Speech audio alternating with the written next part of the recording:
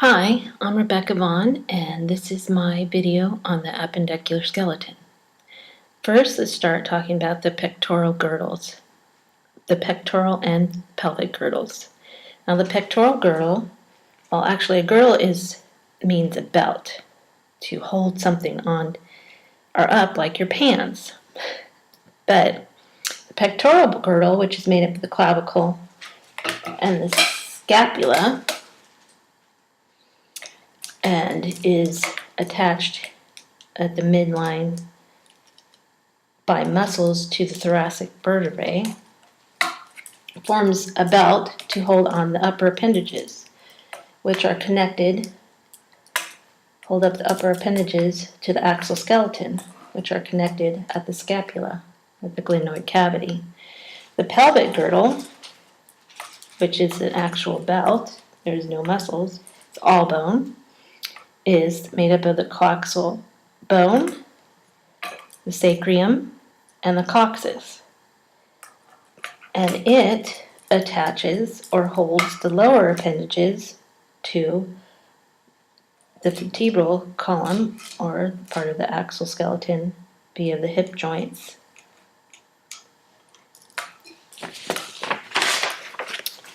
And back to the clavicle, you have the acromion end here and here, the sternal end here and here,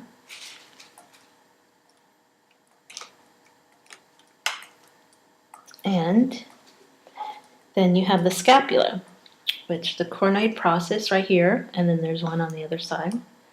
Coronoid process, the subscapular fossa, which is the flat part of between the rib, next to the ribs. The glenoid cavity, which is where the head of the humerus is attached to the scapula.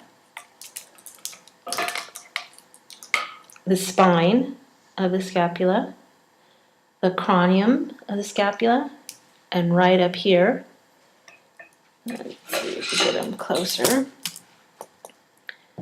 where the acromion and the acromial end of the clavicle meet to make the cranium clavicle joint, clavicular joint.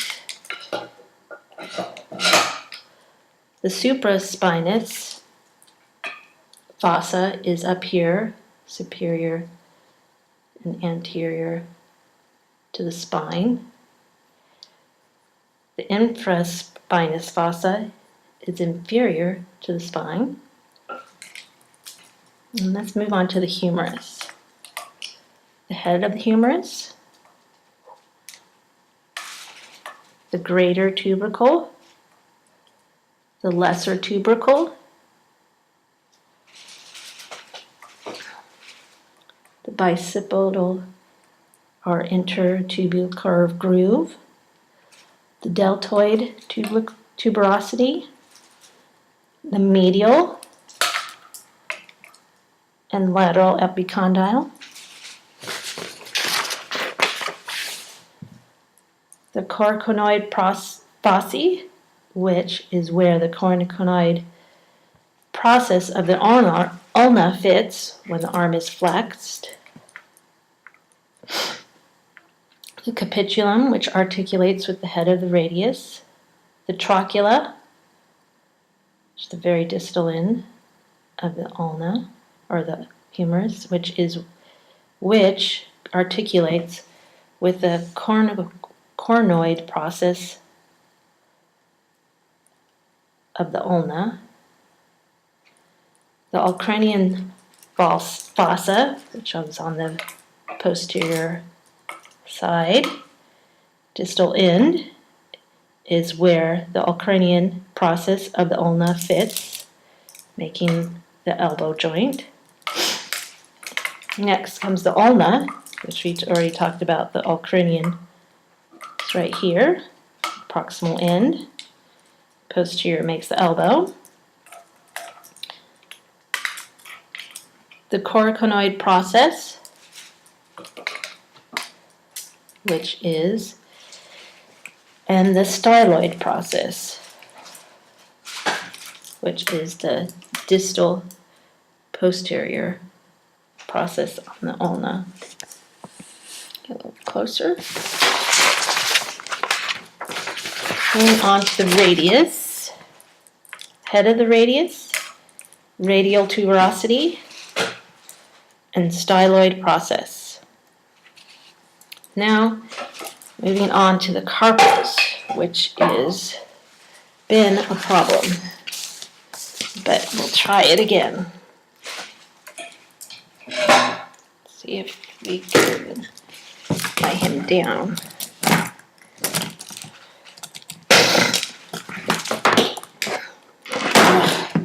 Jeez, dude, you're impossible to deal with.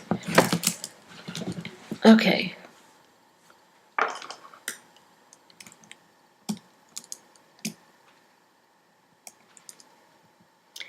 So, this is awkward. Starting with the scaphoid bone, which, this is just nearly impossible.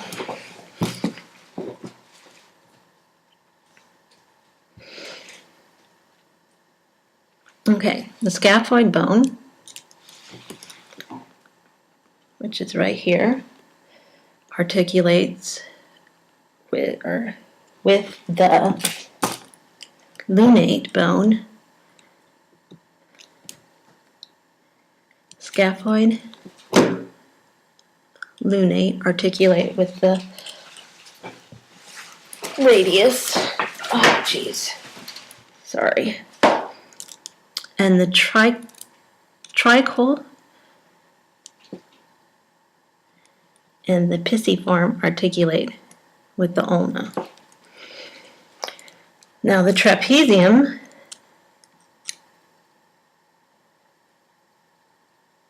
articulates with the first metacarpal and forms the pollux, or the thumb joint, joint of the pollux. The trapezium, and then comes the trapezoid, the capitate, and the hamate.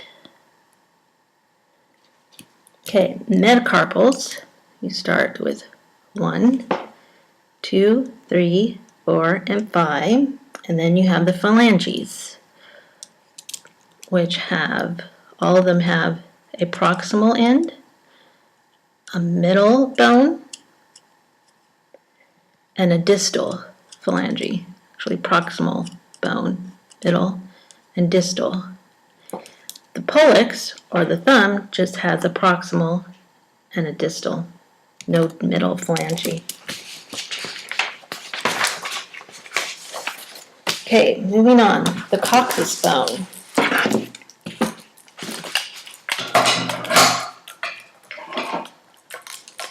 The coccyx bone is made up of 3 bones. Here it is, the coxal bone.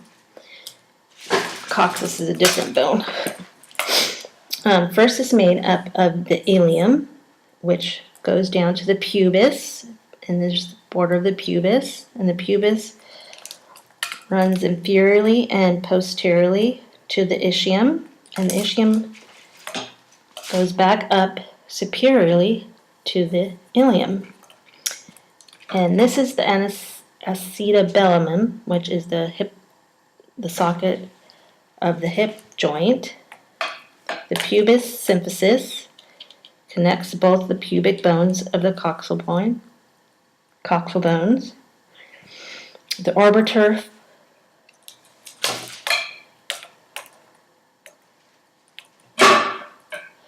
orbital foramen, the iliac crest. Let me get a little closer. Anterior superior iliac spine, the iliac fossa, the greater sciatic notch, the ischial spine, and the ischial tuberosity.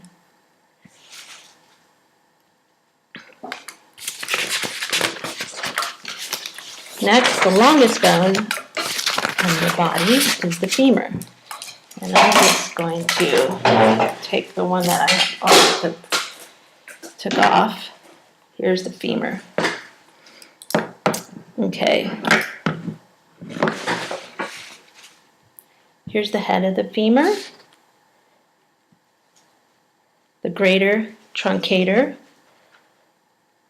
the lesser truncator,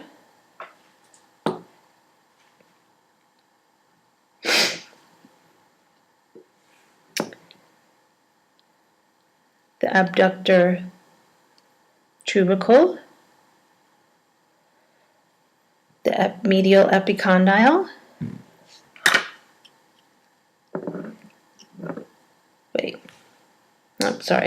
this is the abductor tubercle, the medial epicondyle, the lateral epicondyle, the patella,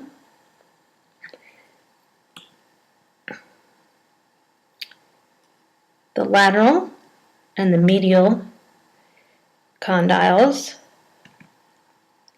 the tibia, which is the next bone down, and this is the lateral and medial condyles, tubular tuberosity,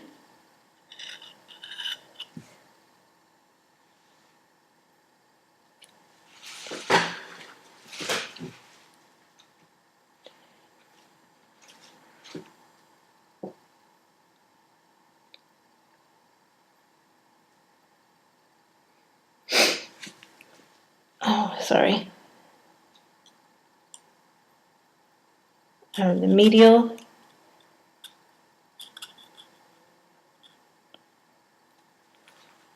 medial malamus, and the proximal and the distal tibiofibular joints. The fibular is the head and the lateral malleus. The talus, or the tarsus, are these tarsals, and this is the talus, which articulates with the tibia, fibular, and fibula, and with the calcaneus.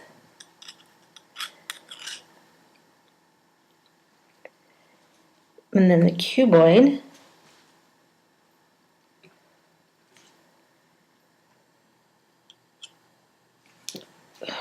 where's the cuboid?